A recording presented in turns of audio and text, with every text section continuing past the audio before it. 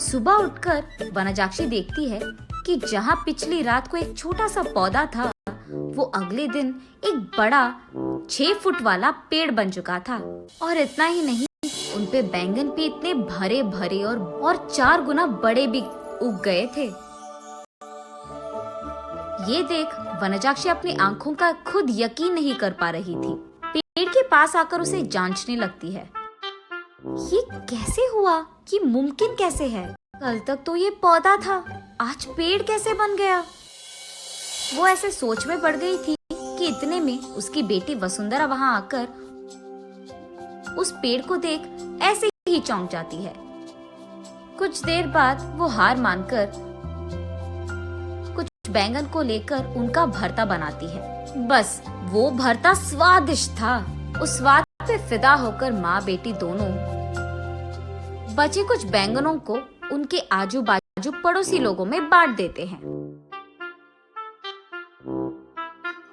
अगले दिन उस बैंगन के स्वाद पे फिदा होकर बार बार वनजाक्षी के घर आकर उनसे बैंगन पूछते हैं। और इतना ही नहीं, जितने बैंगन को कल वो पेड़ से तोड़े थे, उतने ही बैंगन अगले दिन वापस उग गए थे। ये देख माँ बेटी दोनों आश्चर्यचकित हो जाते हैं। तब दोनों फैसला करते हैं कि इन बैंगनों को मुफ्त में नहीं देना है। ये कहकर बेचते हैं कि ये जादुई पेड़ है और इसके बैंगन बहुत स्वादिष्ट हैं। ऐसे वो बैंगन दुगने रेट में बिक जाते हैं।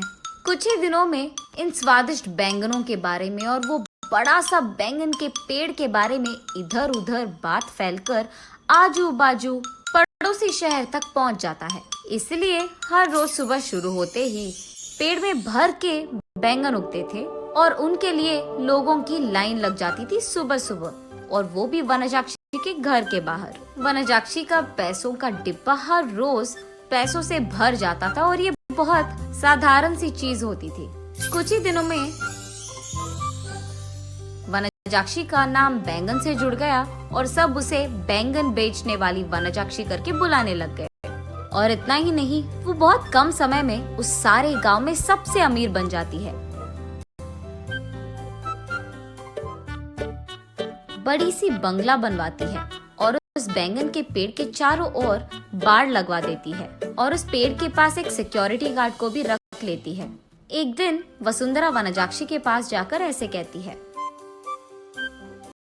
माँ, रातों रात एक छोटा सा पौधा इतना बड़ा पेड़ कैसे बन गया? और ऊपर से अगर सारे के सारे बैंगन हमने तोड़ दिया तो भी अगले दिन उनके जगह में उतने ही भर के बैंगन उग जाते हैं। ये कैसे मुमकिन है? अरे हाँ, मैं भी इस चीज के बारे में सोचना भूल गई।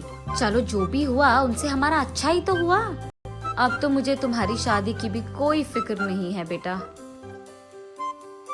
ऐसे कहती है।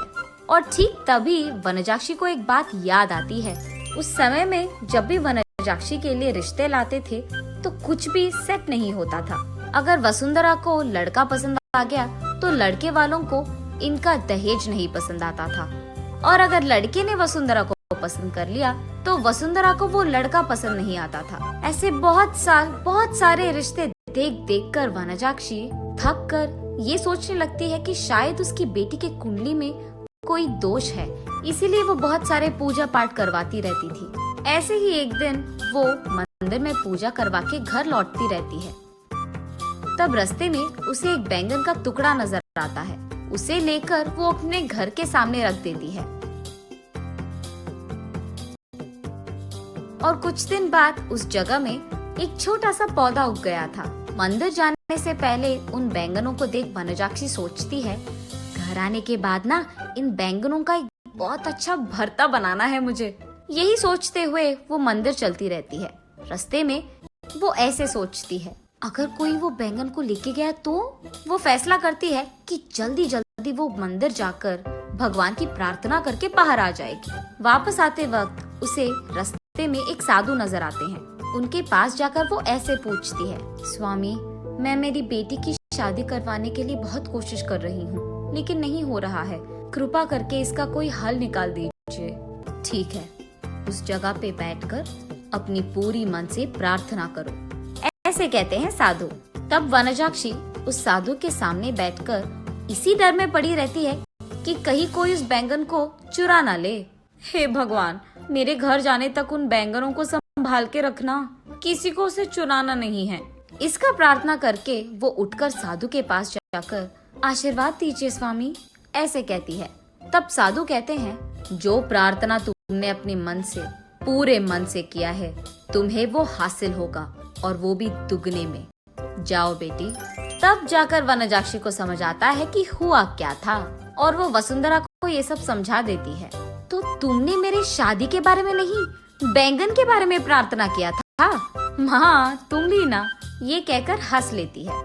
चलो जो भी हुआ, हमारा तो भला ही हुआ ना बेटी। इस बैंगन के पेड़ के वजह से हम अमीर बन गए हैं, और कल ही तुम्हारा स्वयंवर है, तैयार हो जाओ। ये कहकर आजू बाजू पड़ोस के सारे गांव में डंडोरा पिटवाती है कि उससे भी अमीर लोग उसकी बेटी से शादी करने के लिए स्वयंवर आ जाए। तब तक बैंगन बेचने वाली वनजाक्षी तो बहुत प्रसिद्ध थी, और उस घर के जादुई बैंगन का पेड़ भी। इसीलिए उससे रिश्ता पक्का करने के लिए बहुत सारे अमीर लोग लाइन में लग गए थे।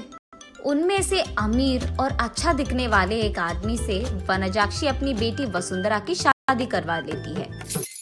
कुछ दिन बाद जब उसके सारे जिम्मेदारियां खत्म हो गई थी, वनजाक्षी उस बैंगन के पेड़ के पास बैठकर ऐसे सोचने लगती है, उस दिन मुझे इस बैंगन के बारे में काश कुछ सोने का ख्याल आया होता।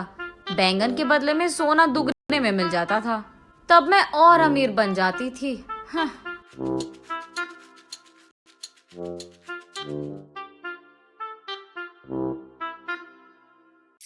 अगले दिन सुबह उठ के देखने पर उस बड़े बैंगन के पेड़ के जगह में वही पुराना वाला छोटा सा पौधा था जो वनजाक्षी ने वहां लगाया था। तब वनजाक्षी को पूरी बात समझ में आती है। आशा करना तो अच्छा ही है, लेकिन लालच करोगे तो निराशा ही मिलेगी।